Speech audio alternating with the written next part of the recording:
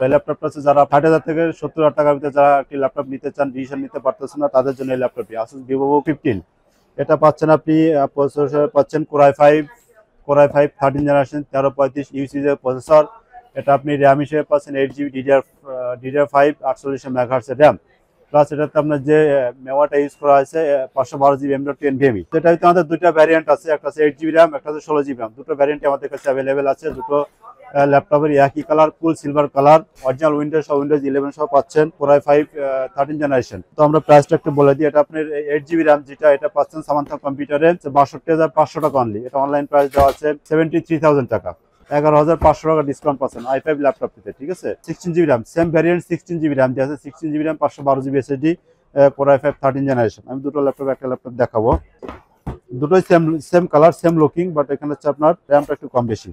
একটা আছে 8 GB RAM, একটা আছে 16 জিবি র্যাম, কুল সিলভার কালার। দুটো কালারই সেম। আমি যদি একটু দেখাই, আসুস ভিভো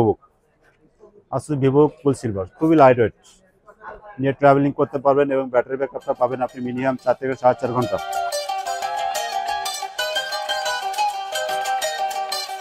তো ভিউয়ার, এই ল্যাপটপটি 14 ইঞ্চি, 15.5 ইঞ্চি, 8 জিবি, 16 জিবি, চারটা ভ্যারিয়েন্টই আমাদের সামান্থা কম্পিউটার অ্যাভেলেবেল পাচ্ছেন। তো ভিউয়ার, দেরি না করে চলে আসেন আপনার বাজেটের মধ্যে আপনার সেরা পণ্যটি নেওয়ার জন্য।